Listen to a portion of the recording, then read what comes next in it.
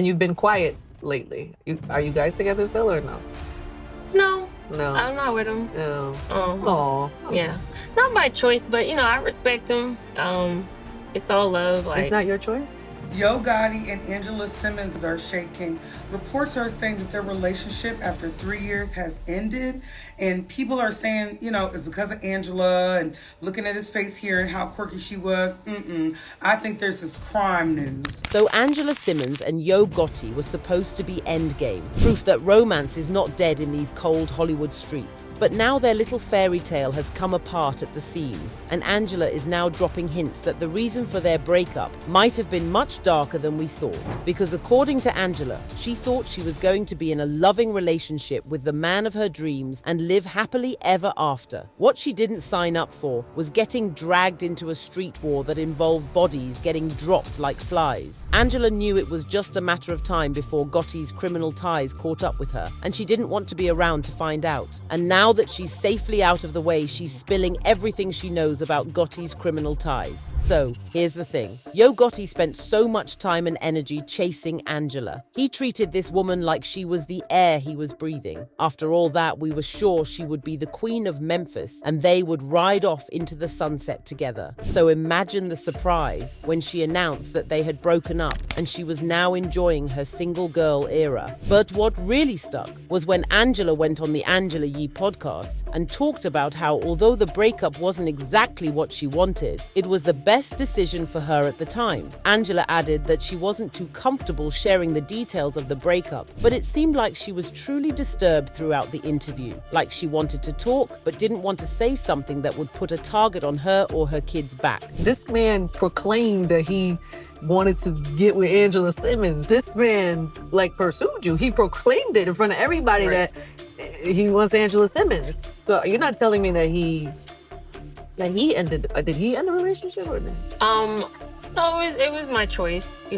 I had to make a decision, but I think there's a certain level of what I can share and would share publicly. You know what I mean? And I can publicly say that I'm not with him anymore.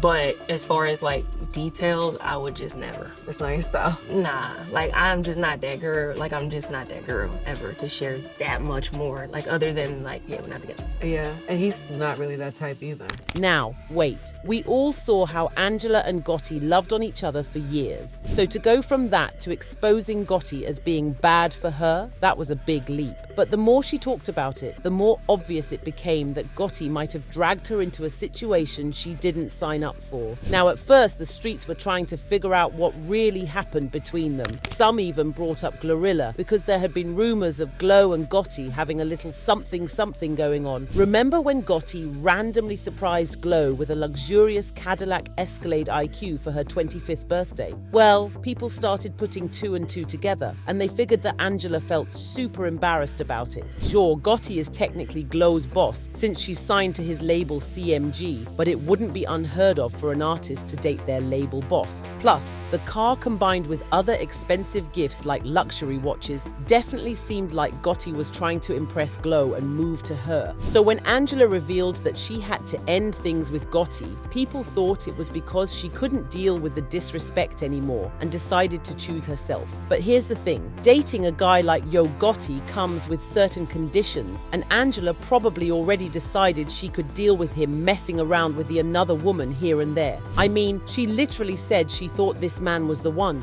She was going to marry him. So for her to drop him like a hot potato out of nowhere, it had to be something truly sinister. And the way Angela described it, you can't even blame her for running for her life. According to Angela, what really scared her was how fast things were getting ugly around Gotti because of his street ties. We're not talking random confrontations at the mall. This was a full-on war, with casualties dropping every other day. Now, Gotti has always been in the mix of dangerous stuff like this, but things really heated up after Young Dolph's murder. Ever since the street started to side with Young Dolph, people from CMG and Yo Gotti's side started to drop like flies. The first person that got taken out was was Darian DeMuni Childs, who had remotely joked about young Dolph's murder, and that sparked a series of attacks that grew darker and darker with each day that passed. As y'all know, young Dolph was gunned down in front of his favorite cookie shop in late 2021. It took a few months, but when Dolph's crew decided to go eye for an eye, they didn't hold back. In November 2022, Big Nusky, a rapper signed to Moneybagg Yo and cousin to rapper Big 30,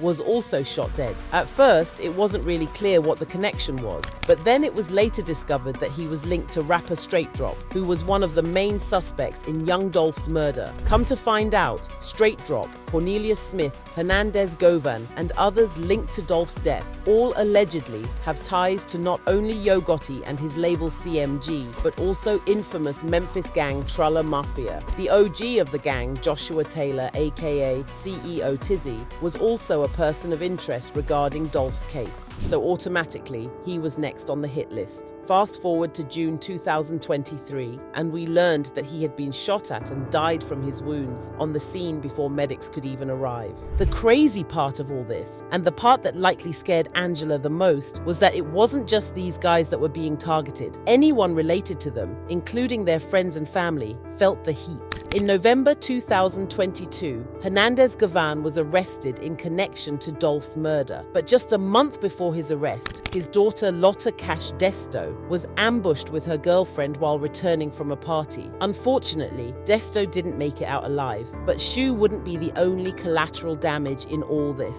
In August 2023, police reported that a guy named Tamanuel Benson had been shot and killed in Memphis, and he was the younger brother of Black Youngster, one of Yo Gotti's artists. Black Youngster is easily one of Gotti's most loyal soldiers, and he was the one who actually instigated the beef with young Dolph in the first place. He also allegedly arranged the first unsuccessful attempt on Dolph's life. He never admitted to acting on Gotti's orders, but that was what everyone kind of concluded. But the fact that Dolph's camp went after his brother rather than Black himself told everyone just how far they were willing to go to get revenge. However, it didn't take long for them to get bored of attacking the foot soldiers. They soon started going after the main guys they believed to be involved in Dolph's murder. First, they targeted his mum, and she barely made it out alive. But his brother Big Juk wasn't so lucky, but that wasn't surprising either. Bog Juk had made himself a target by repeatedly making fun of young Dolph after his passing. I don't paint no bitch beside two real with a in the middle, man. Y'all don't do that, man. Don't bad legacy. So right here, y'all. Two gangsters. There were also reports that he was the one that put a $100,000 bounty on Dolph's head, which motivated others to go after him. In January 2024, Big Juk was permanently silenced while attending his uncle's funeral. Interestingly, no suspects have ever been identified, let alone arrested. The only silver lining for now seems to be that after Bog Juk's death, it seemed like the deadly circle was finally complete and Dolph's crew was ready to put things to rest. But there's no denying that in those 3 years, the amount of bloodshed and backlash was unprecedented in Memphis. What's funny is that all of that violence could have been avoided if Yo Gotti had just taken his L in peace and accepted that young Dolph didn't want to be in his record label or associated with him in any way. Young Dolph always wanted to do his own thing and not be signed under anybody's label. But Gotti let his ego get in the way. He went from respecting Dolph's talent to beefing with him and ultimately trying to bully him into joining his label. Basically, Dolph's only crime was standing his ground, and that unleashed a spree of violence that took many lives and left the streets red. But just when you think the dust has settled, it turns out the drama is far from over. The way the young Dolph trial is going, it looks like Gotti may have more trouble coming his way. For those who missed it, Hernandez Govan, one of the suspects tried in relation to Dolph's death, was recently found not guilty of conspiracy and first-degree murder. And one of the main points that Govan's defense team used to plead his case against the prosecution was that the police never even bothered to interview Yo Gotti or Big Juk, let alone investigate them and their CMG affiliates, despite all of them being heavily involved in the beef with young Dolph. They argued that the only reason why police went after Govan was that he was a nobody, couldn't afford expensive lawyers like Yo Gotti, and he was more like a pawn in CMG's dangerous dangerous games. That argument worked and Govan walked free. However, the prosecutors were so humiliated that they knew they couldn't close the case until they at least looked into CMG and Yo Gotti. And allegedly, the more police investigate, the more evidence they find connecting Yo Gotti and CMG to the scene of the crime. According to Angela, it goes even deeper than this, and she doesn't have just herself to think about. She has a son. She can't just wait around and get stuck in Gotti's street wars. The worst part of this is that some of Yo Gotti's supposed trusted soldiers are now getting worried that they might either be next in line to get K-worded or picked up by police. Now, we all know Gotti doesn't do his own dirty work, so these guys literally know where the bodies are buried, and if they decide to start talking, Dolph's crew might not wait for police to do their jobs before they take matters into their own hands. And now that the streets are itching for Dolph to get the justice he deserves, the clock might be ticking for Yo Gotti and everyone around him, which explains why Angela hightailed it out of there. But do you think Angela had a legit reason to be afraid for her life? Is Yo Gotti walking a thin line right now? Let us know in the comments and check out this next video.